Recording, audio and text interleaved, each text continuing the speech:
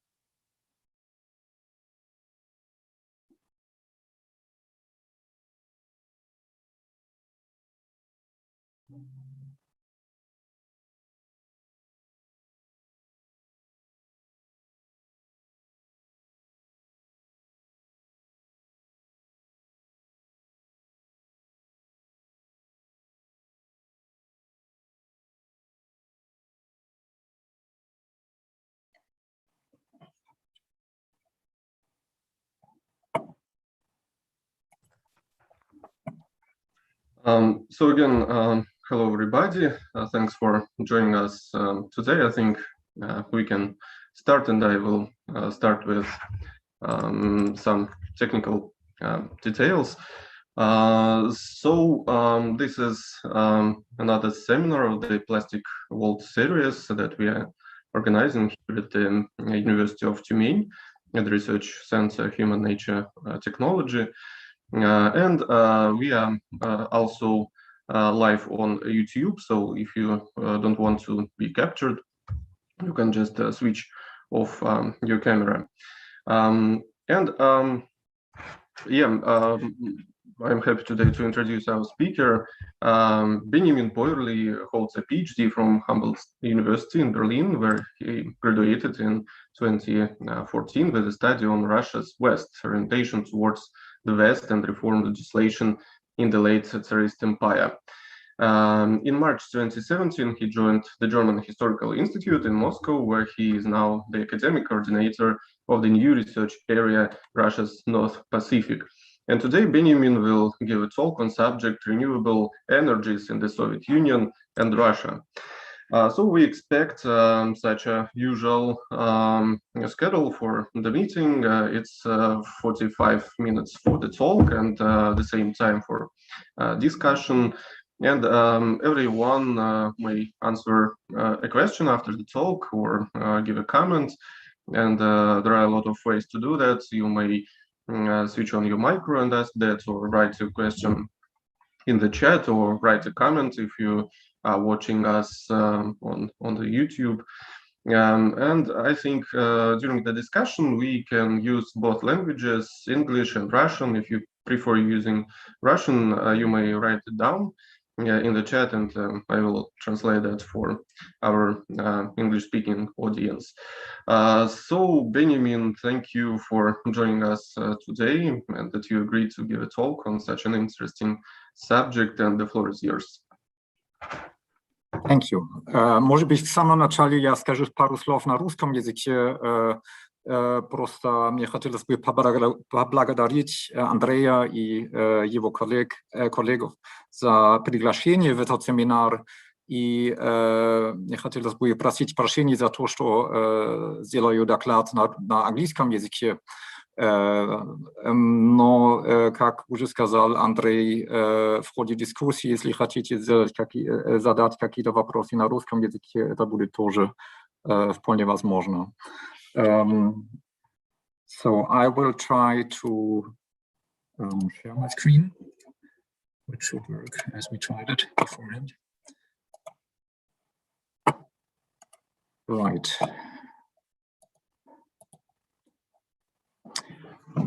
And yeah, maybe just before I really start with the presentation, a couple of words on the context. So this is really research in progress, and it's research I started already a while ago on this renewable energy topic, notably on the Soviet renewable energy program, which I came across in the state archives in Moscow, and then also partly in regional archives. This research has been interrupted by a number of other tasks and texts I have been working on, but I really plan to, at last, so it's the next new article after I will have rewritten some other articles. It's the next new article in line. Really, I plan to write, and I hope to have a first version at least finished by the end of this year. And if you have comments, recommendations, critique, remarks, this will be most welcome in any case.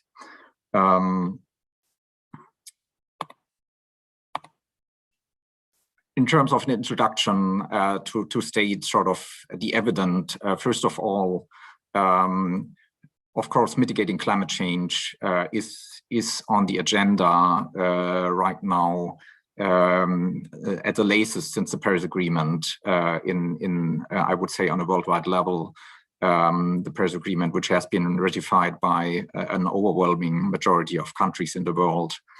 And it's clear and has been clear since a while that renewable energies have a very important role to play if the world or if mankind wants to limit climate change to levels bearable to future generations.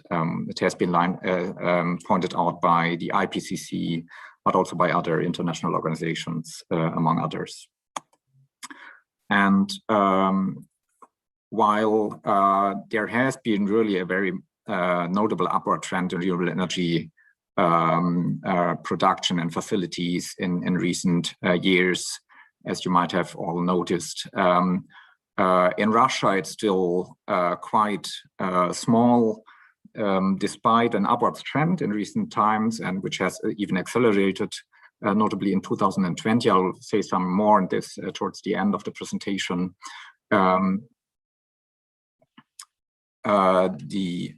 Well, I've been kicked out of my presentation here. Despite an upward trend in 2020, the share of renewable energy in Russian energy production from energy facilities reached about 1% of the total, which is one of the smallest shares in the world. And that's, you might have noticed, excluding large hydropower, because if you count large hydropower, the share is considerably bigger. I'm not talking here about large hydropower in this presentation for a number of reasons. It has a problematic ecological record, you could argue. Interestingly and importantly, the Soviet actors I've encountered in my sources were not counting large hydropower in their renewable energy program either. So they were talking about alternatywne, nietradycyjne, возобновляемые источники энергии, and that was not about large hydropower. So that's another story. Maybe that's something to discuss in the discussion, but it won't play a role within the presentation. What has been largely ignored so far as I could notice, at least, is that the Soviet Union had quite a sizable renewable energy program running. And I found this quite intriguing and interesting. Also the fact that not many people even know about it. So what I'll do in the next about 40 minutes is in the first and the biggest part really to present you this Soviet renewable energy program, what it was about, its precursors, what were the motivations for it, what concrete steps were taken in this renewable energy program, which further plans there were. So really this will be the bulk of the presentation. In the second much smaller part, I'll be talking about what happened with this program after 1991 and further developments done. And in the third and last, also very short part, I'll be talking about recent trends and developments and further perspectives. And I'll have a certain focus partly on the Russian Far East and formerly Soviet Far East for a number of reasons, which will become clear during the presentation, but also, as Andrei mentioned, because I have a certain research focus had in this region in recent times. So the Soviet Renewable Energy Program, first of all, what we are talking about here is starting basically in the early 1980s, but that doesn't mean that ideas for renewable energy production weren't much older. In fact, there have been all kinds of utopian ideas of electricity and energy production from renewable energy sources, solar, wind power, etc., already in the 19th century. And interestingly enough, in the Soviet Union in the 1920s, they started real production of windmills, notably for electricity production, which had quite a small capacity if you compare it with nowadays standards. The maximum was some 100 kilowatt, which is very small, but nevertheless, this was something which was going on. And in the 1930s, the Soviet Union was a leader in this field worldwide. There were much of it was of the facilities that had been installed were destroyed during World War II, but it was resumed after the war, and the production of these windmills for electricity production reached a maximum in 1956, when about 9,000 such windmills were produced in the Soviet Union, and afterwards the program or this production went down quite fastly then with the discovery of big oil fields in Siberia, followed then by gas fields, with the development of big pipeline systems, etc. So apparently there was no need anymore in the from the perspective of contemporaries to have these windmills. And also has been related also with some change of energy paradigm from the idea that regions should be and could be autark in their energy production, which was prevalent in the early Soviet period, towards a much more centralized ideas of an energy net, which has been written about partly by Felix Frey, for example, in his recent monograph. Nevertheless, ideas for renewable energy production stayed sort of on the table and in minds. And in 1972, there was the first Soviet-wide renewable energy conference, which was held in Tashkent, involving lots of scientists. So this was really a very technical conference, just about the technical side of developing and producing renewable energy facilities. If you look at the proceedings of this conference, but it is a witness of again rising interest in this, notably from the scientific side, starting in the early 1970s, and it took another about 8 years before this translated also into political decisions. In 1980.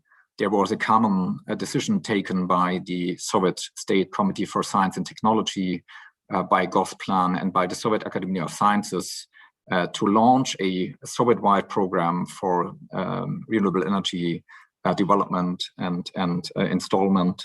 And this decision was formally endorsed by the Central Committee of the Communist Party in February 1981, and involved then throughout the next decades, some 200 organizations throughout the Soviet Union, mostly institutes of various sorts, research and development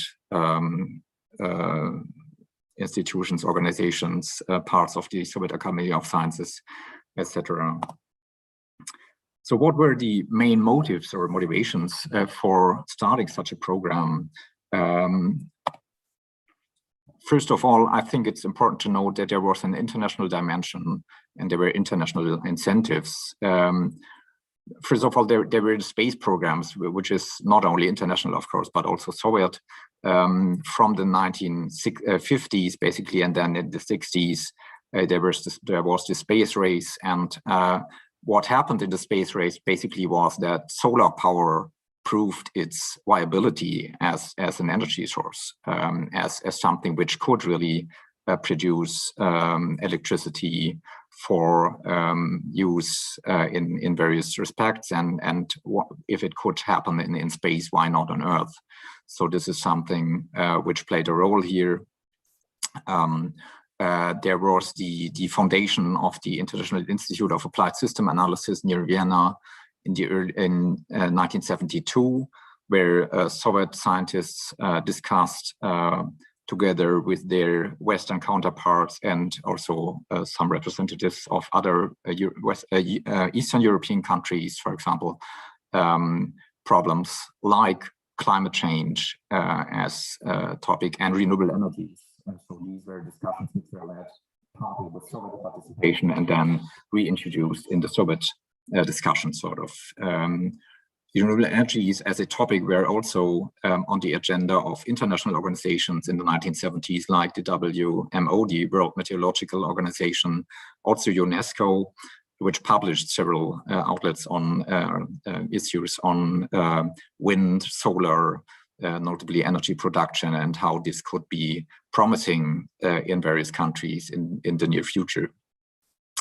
And then partly related also with the oil shock in the 1970s, you had Western countries which were starting to have a raised interest in renewable energy production. California was certainly a leading region already in the 1970s here, with a large part of the solar power facilities on a worldwide level concentrated in this region, but also Denmark, Western Germany, Japan, and other countries started to be engaged in this, and this was something which was observed in the Soviet Union, and there was this consciousness that the Soviet Union, as a great power, as a superpower, should be part of this development rather than stay apart.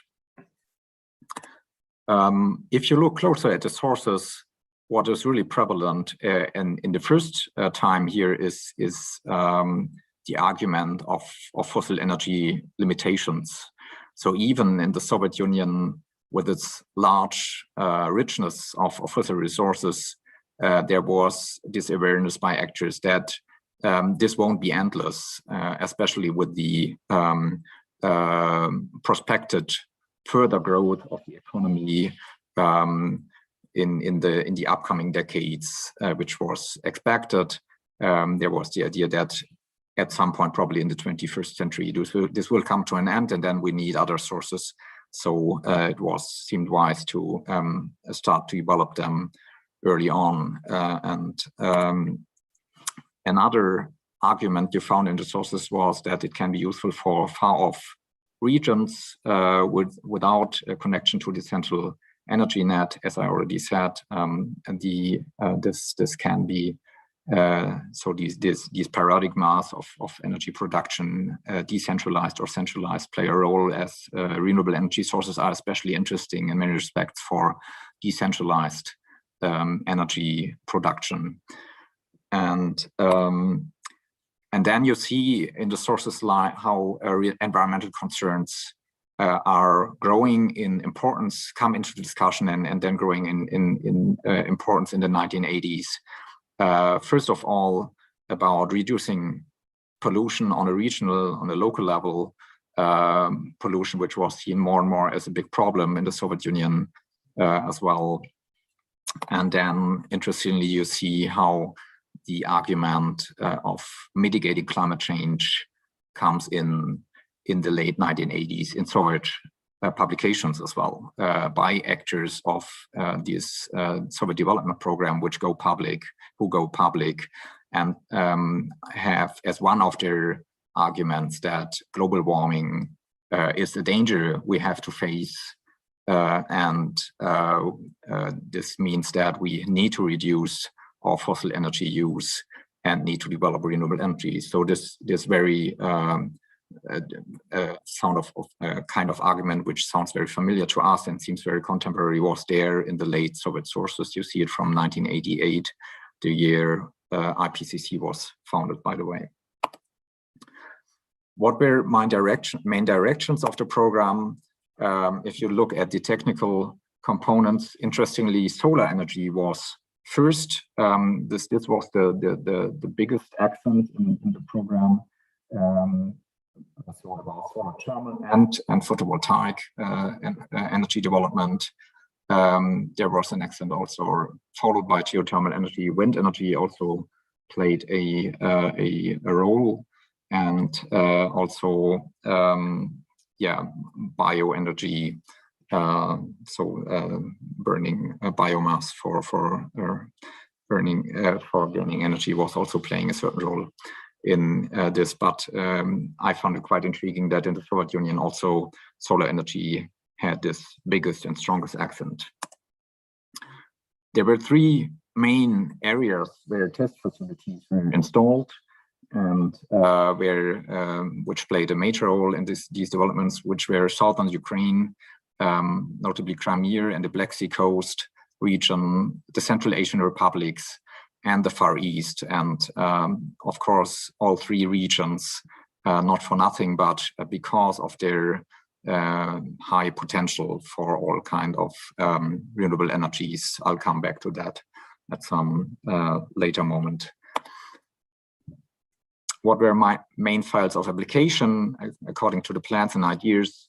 Power stations, buildings. So buildings, this concerns above all solar panels, and agriculture played also an important role.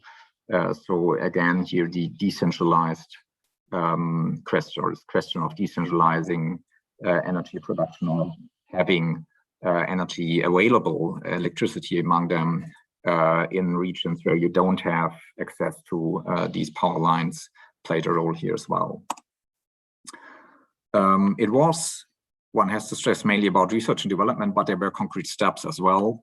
And just to give you some examples, there was a solar power station for electricity production installed on Crimea in 1985, with a capacity of about 5 megawatt. Of course, that's very small to nowadays standards, but it was not only the biggest solar power station on Crimea in the Soviet Union until the end of the Soviet Union, but it was also one of the biggest in the world. I mean, in California, we had bigger power stations run on solar power, but there were not that many.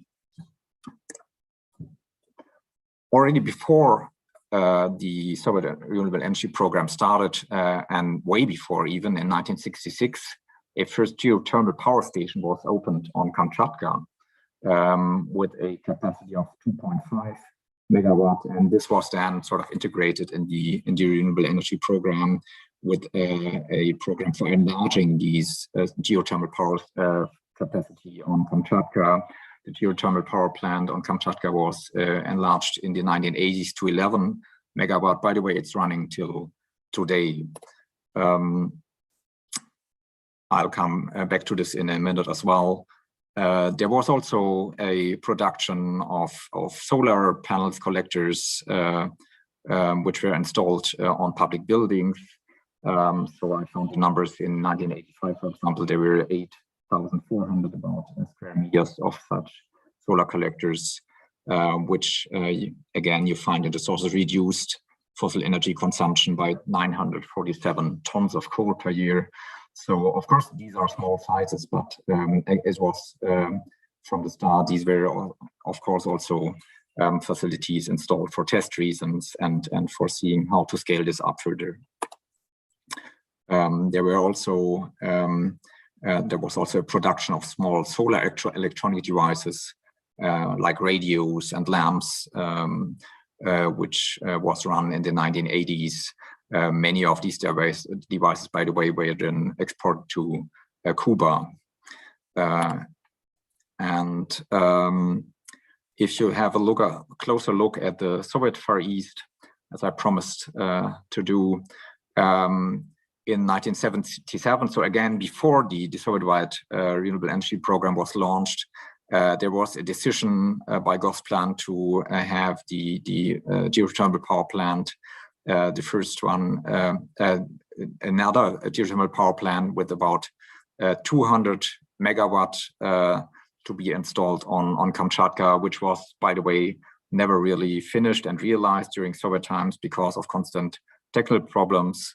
But the idea was there. There was also the plan to having another geothermal power plant on Iturup, one of the Kuril Islands.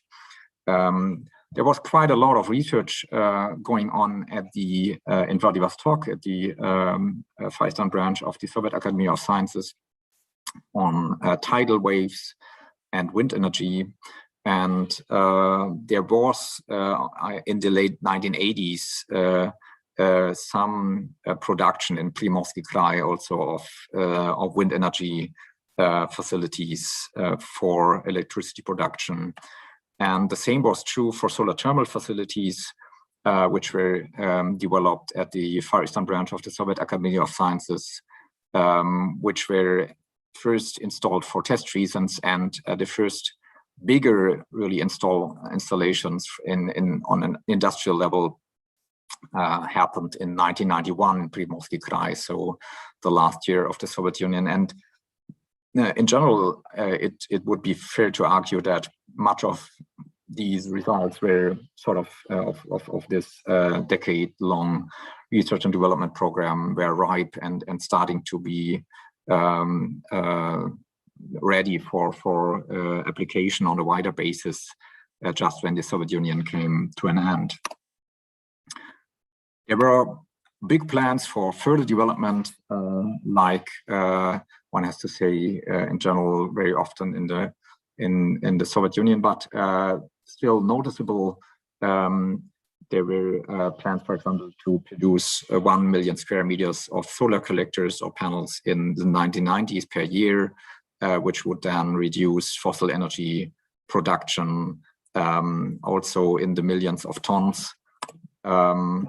Plans for the development of new and more effective solar collectors for electricity production and solar power stations with up to 800 megawatt, which would have been like a small nuclear power station. And the plans just mentioned already for the expansion of geothermal power in the Far East with up to 2,000 megawatt.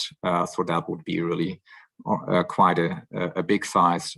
And you find in the sources a number of times the plan and at least idea to turn Crimea into a renewable energy only zone by the early 2000s with solar, geothermal and wind energy, which I found quite intriguing as well. There were, of course, all kinds of problems as well, and I should at least mention them in this presentation. And the biggest problem probably was the problem of costs, as it was constantly mentioned in the sources that basically we have the problem that it's still, these facilities are still too expensive to be really competitive with the fossil fuel facilities by a factor of 10, basically in the 80s, depending on the fossil resource you were talking about. Of course, you find a problem with many technologies that in order to reduce the costs, you would have to scale up the amount and numbers, but in order to scale up the numbers, you would have, or it would be desirable to have reduced costs. So there's sort of a problem or a vicious circle, which you have sort of to break out by large investments at some point.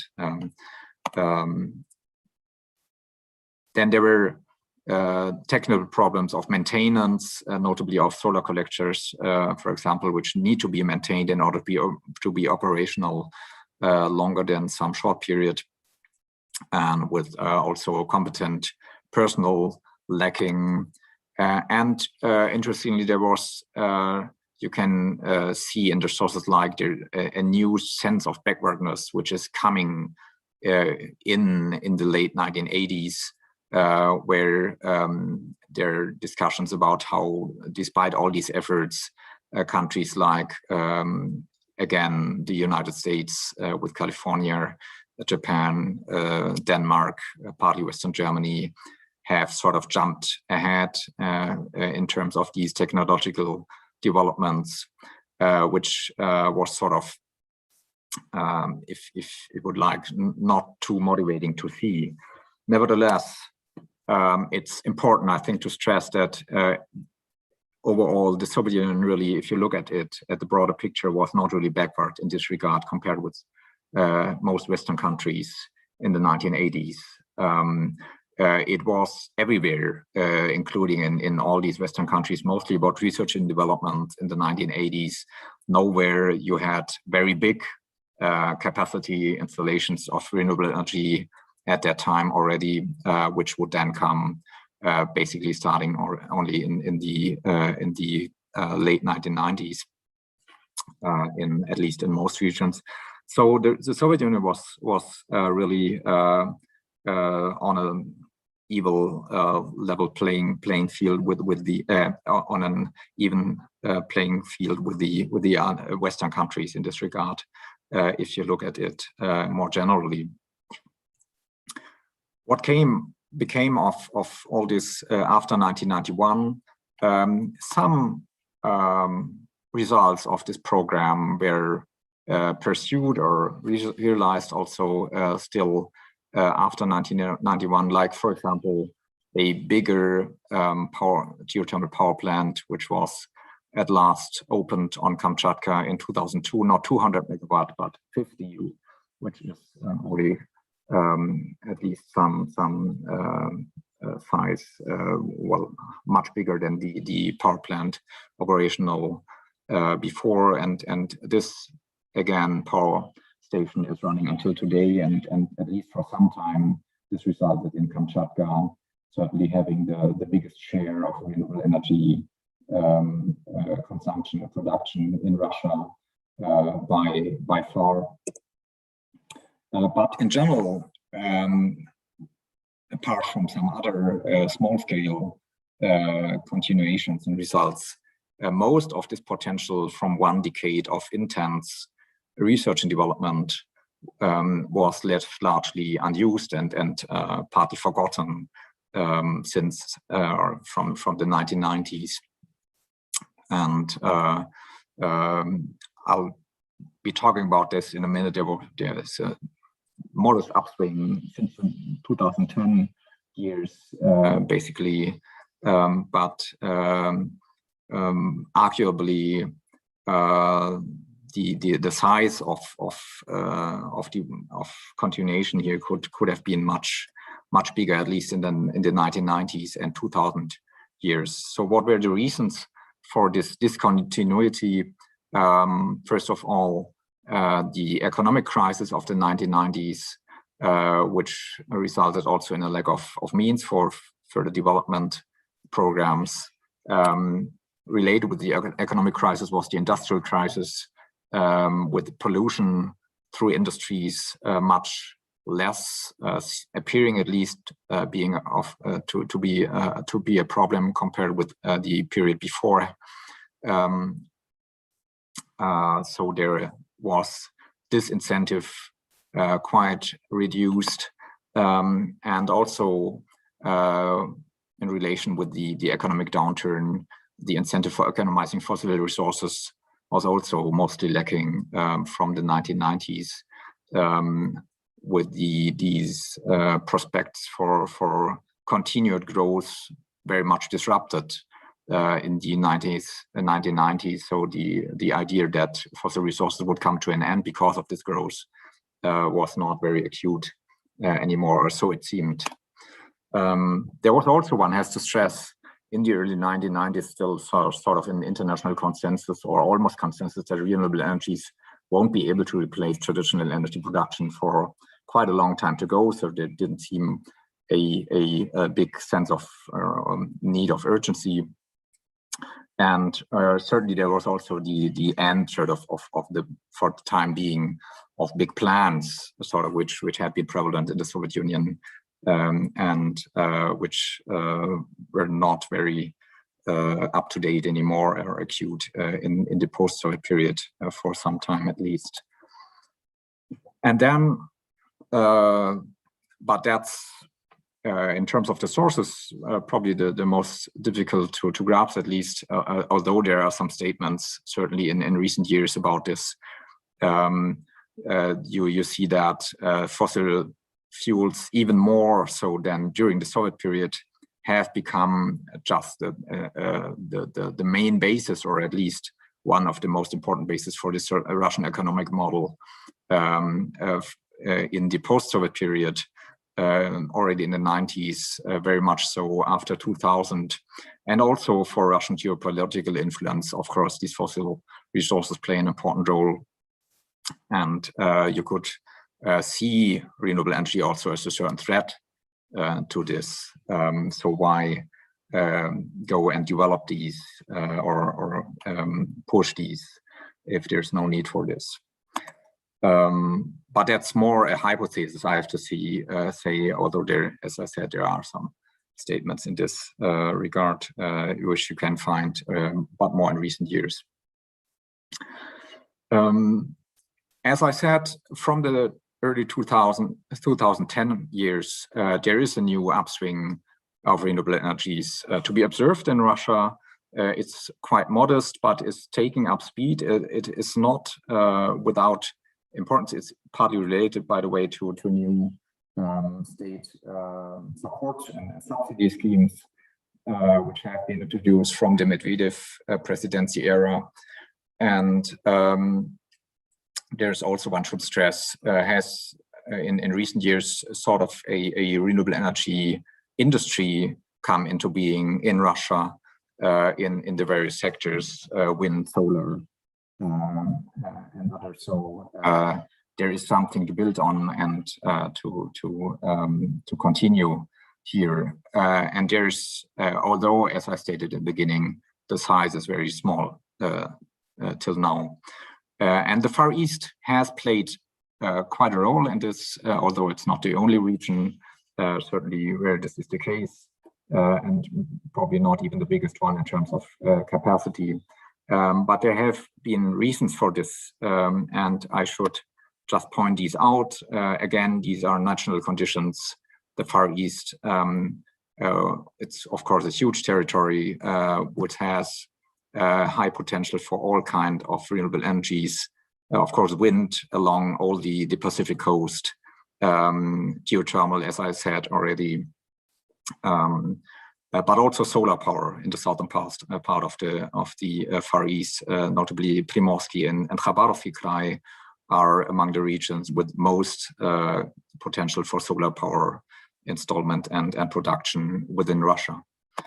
Then again, this point of the decentralized energy net, which is very much acute in the Russian Far East, in the sense that, as you might know, many parts or many places in the Russian Far East are not connected to the centralized energy net just because this wouldn't have been viable economically. There are large distances, population is rather sparse in the northern parts, especially of the Far East.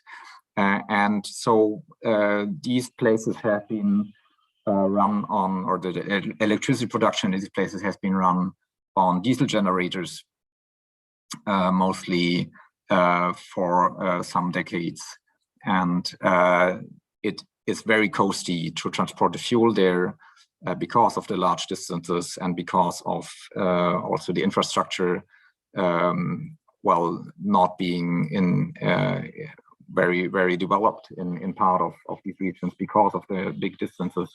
So in relation with these high costs of these diesel generators, I'm not even talking here about environmental costs, but really about economic considerations.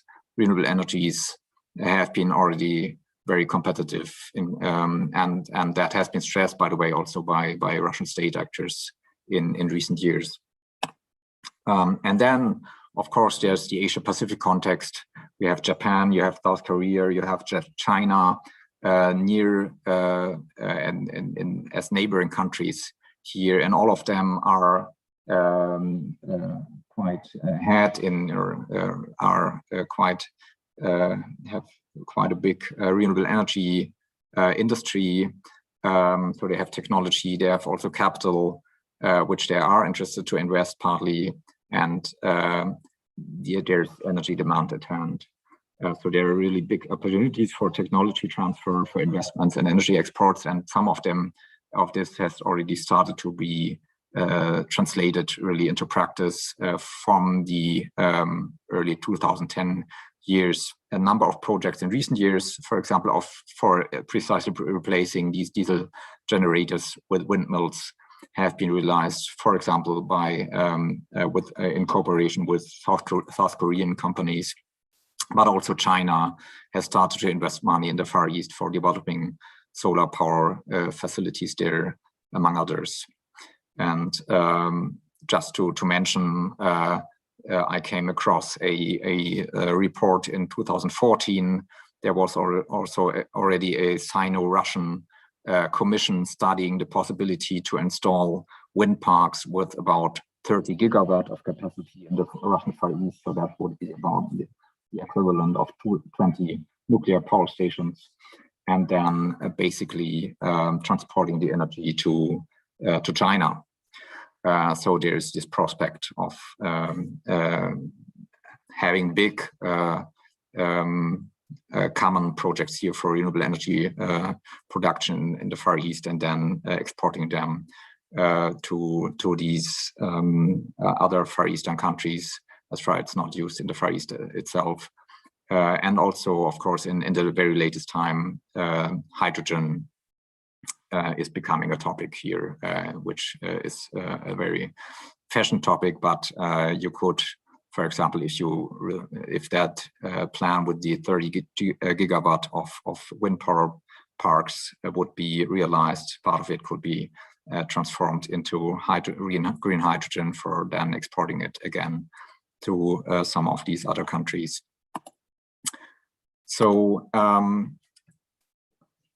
to come to sort of a conclusion, or at least an epilogue here, as I called it in the presentation here,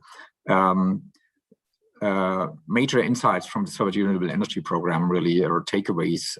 First of all, there is or has been a Soviet renewable energy tradition which sort of could be built upon. I have to admit, this is something probably I should still do. I have not come across yet upon actors of this program, but some of them, I guess, should still be alive, so they could even be asked for their input and their know-how, at least in terms of which regions are especially interesting for renewable energy production.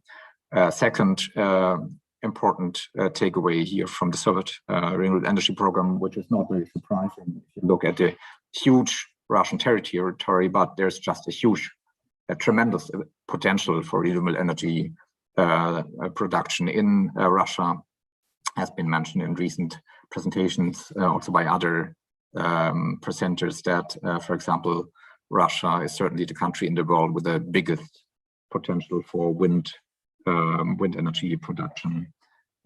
And then, as I said, certain regional foci which are of interest here, among them the Far East, but it's certainly not the only region which is of interest, where these renewable energies could be of special interest and are already, to some extent, or could be regarded as quite competitive already now, if that's developed further.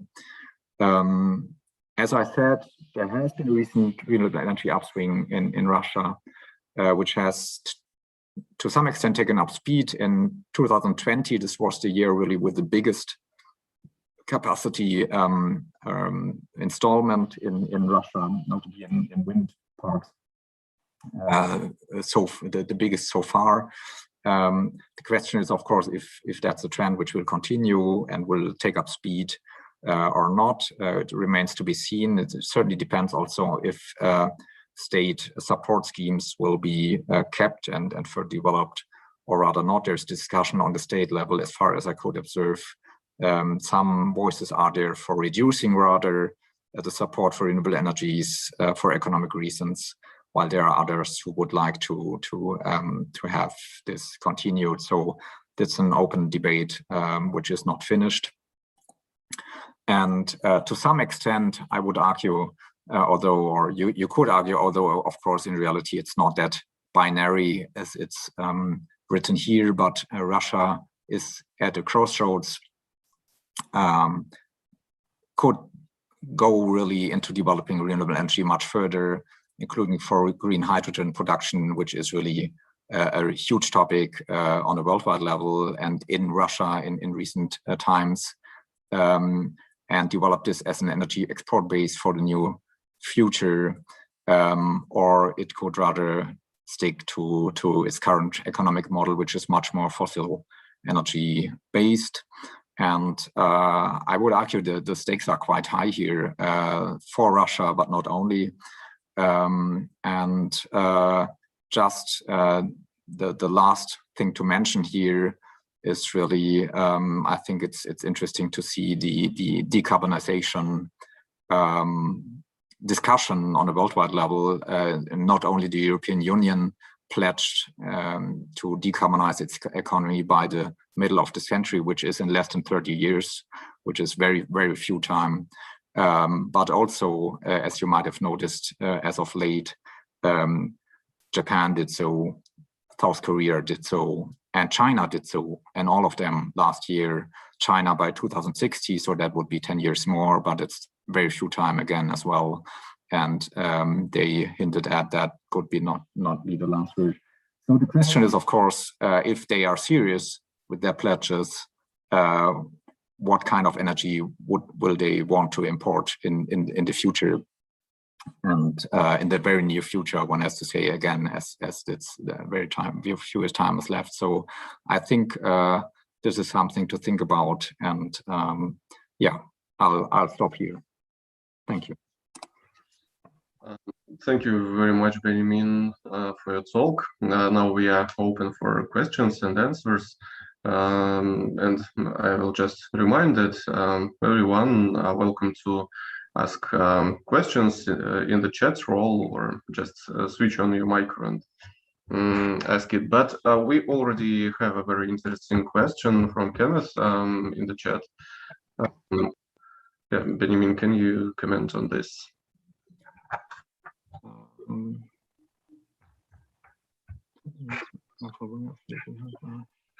Okay, meanwhile, I will read it aloud for people who may watch us on YouTube. Thanks for the wonderful talk. I'm thinking about, Kenneth is thinking about the renewable energies in Russia for the future in the sense of Siberian anthropology. How would renewable energy be tied into the less harmful way of livelihood and the indigenous small people and their suffering? I will reduce this question, so it's about also Russian corporations and patriotical discourse within Russia. And the question is, who wins the most from the Russian energy or Arctic strategy? How will the patriotic narrative, green Arctic, and security issues align with the renewable energy program for future Russia in general, or the Far East region, and how we can ensure that?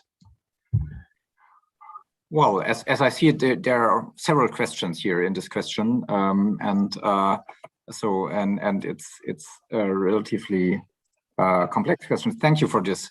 I think for regarding the first part,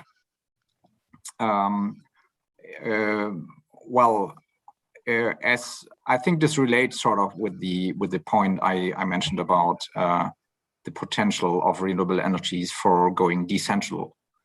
And with the, I think part of the charm of renewable energies and part of the problem, if depending on how you look at it, is that they're not often, if you don't talk about now huge wind parks which are installed on the sea, which are becoming more and more acute as a topic in a number of countries.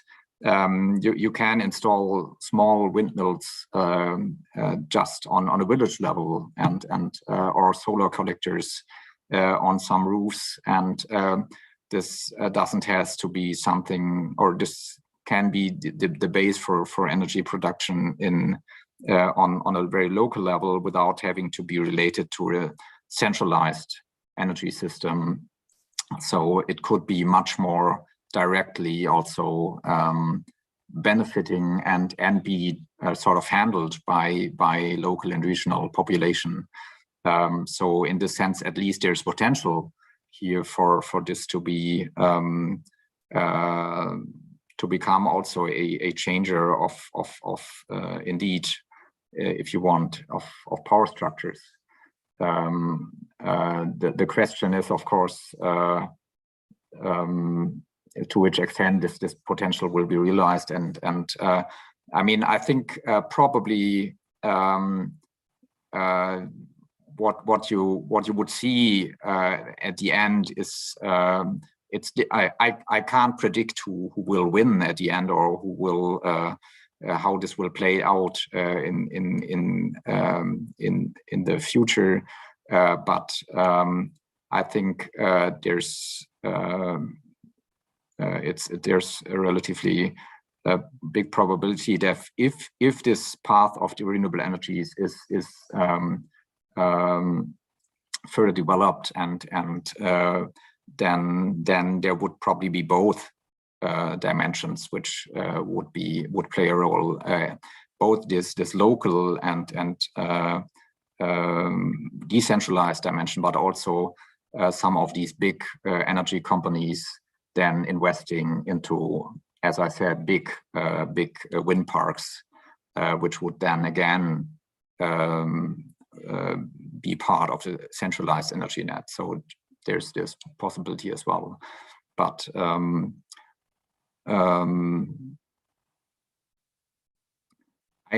not sure about the second part of the question. I have to admit, really, about but maybe you can Kenneth, if you want, you can just unmute yourself and elaborate yourself something about what you think about this.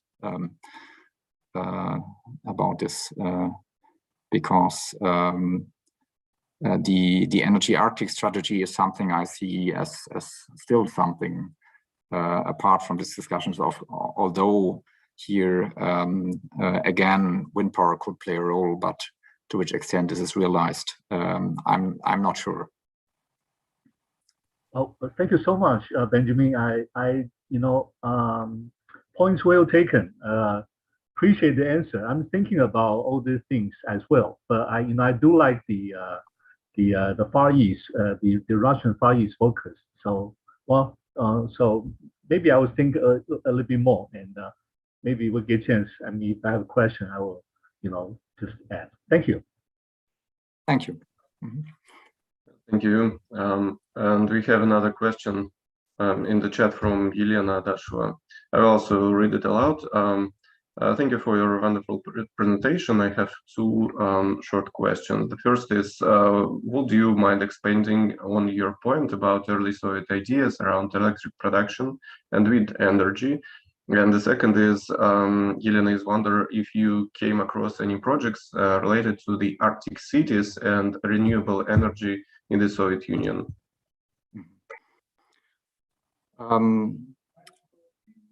Well, I have to admit the point about the early Soviet renewable energy facilities and production is sort of rather a side project, a side product of my research I've done on the late Soviet renewable energy program, where you find that actors are pointing to the fact that this is not new here, but we had some renewable energies running already in the early Soviet period. So these points I presented here were taken from basically sources I found from the late Soviet period, where they have the numbers about installations of wind parks, of wind facilities from the 1920s, and then with the maximum reached, as I said, in 1956.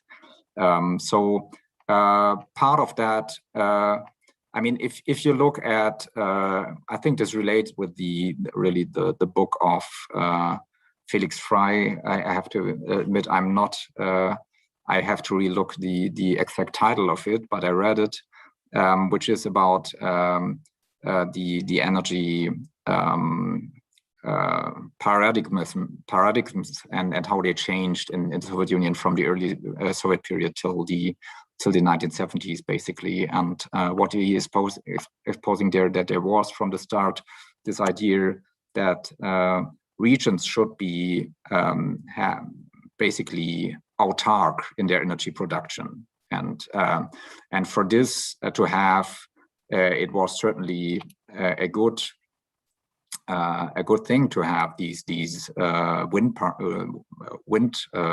windmills installed, because that's something, I mean, you can do on a regional level without having to connect the region to a large energy net, or interregional energy net.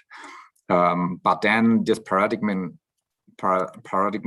was more and more changed till the 1950s towards a much more centralized approach, with the idea that it would be much more progressive, sort of, to connect all parts of the Soviet Union within one centralized energy net, and which then would be much more probably related to big hydropower, which played a big role, and fossil fuels. Because these are running on a constant basis, and you can interconnect them with at the end with electricity lines and pipelines.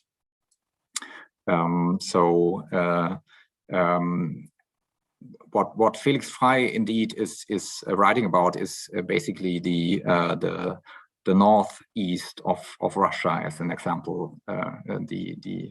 In a little bit like Andy Bruno did also in his monograph. The northwest, I'm sorry, not northeast, the northwest of Russia, as an example. And so this touches also upon part of the Arctic region there, where there in the beginning there were also various ideas for renewable energy production there as part of this decentralized and autark energy system.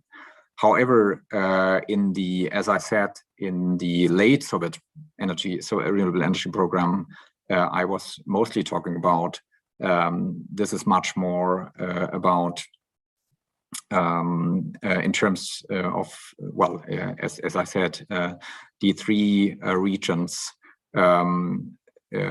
two of them, notably southern Ukraine and in the Central Asian republics, were rather southern regions within the Soviet Union, where you had lots of sun, partly for solar production, and but also especially around in the Black Sea area, quite good conditions for wind production. And the Far East was certainly the region which of the three with the highest northern outreach, but here, as in fact the biggest or the most northern point I really saw within this program was this Kamchatka installations of geothermal energy. So not so much about the Arctic cities in this late Soviet period, at least, as far as I saw.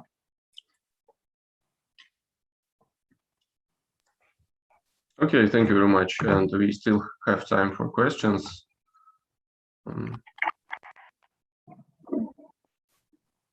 So if anybody would like to ask a question, just just here. Yeah, okay. I also have a question. I could miss something in your answers to previous questions because the connection wasn't really Good, but let me know if you already told about this, but I wonder if there were some conflicts and environmental problems produced by the projects in the fields of renewable energy, because as far as I know, although I'm not an expert, the station in Pauzetka, right, which you mentioned in your report, is also not very environmentally friendly, because it is pouring very hot water into a local river and polluting it with this hot matter. And it's also always about indigenous people who has their own plans for geothermal energy, or better to say geothermal sources of water, or who experiences such consequences of renewable energy projects, such as pollution of rivers with hot water, which is, I think, rather typically for early project in this field. So yeah, basically the question is about conflicts with indigenous people or environmental costs of such kind of projects. Thanks. Well, thank you for this, yeah, really good and important question. Also, I have to admit, I didn't encounter these, well, any of conflicts in the sources, but that doesn't mean that they haven't been there. So in the sources I encountered, these are mainly sources really by partly at least members of these or people who were engaged in this renewable energy program, and they didn't mention, but it's true that I came across and more generally about this problem of that the geothermal energy on Kamchatka sort of infringes also on traditional indigenous their culture and traditions. So this is something I really still should look at, or maybe have some interviews on Kamchatka with people there in this respect. But from the sources I found so far, this didn't really, it wasn't really discussed in the sources I found so far on the program, I have to say.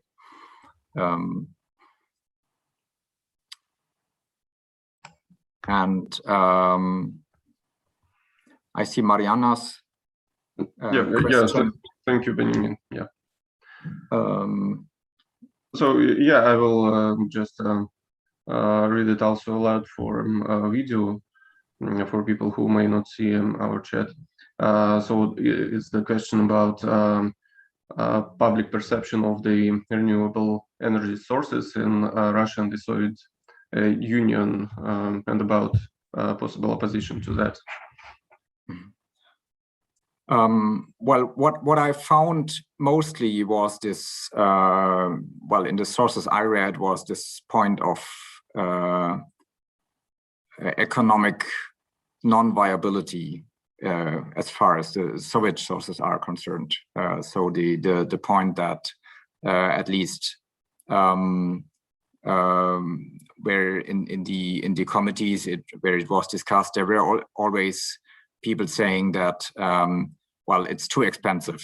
It's something I mean, the other energy sources we have at hand are just economically more viable than this. So there's this this point which is certainly a constant point of discussion, at least in when it comes to this, when it came to this program of renewable energies.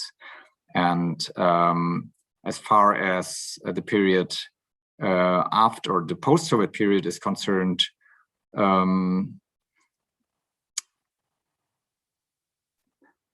Well, I'm not sure in general about perceptions of renewable energies. It's a good question. Though, as I said and as I hinted at,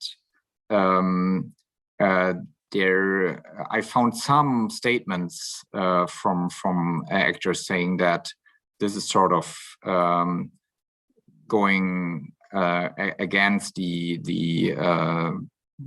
sort of the our most important social basis we have here, economic basis we have here, which is the fossil fuel sector. But I couldn't say, I couldn't judge by the sources I read so far how representative this really is in terms of perceptions. So there's still, again, I take it as a valid point that this is something to be investigated more. How these renewable energies are perceived at all within the wider Soviet and Russian public. No, I haven't got a clear-cut answer to it, but I think it's a question to be researched further. Thank you. Yeah, thank you. And is there any more questions?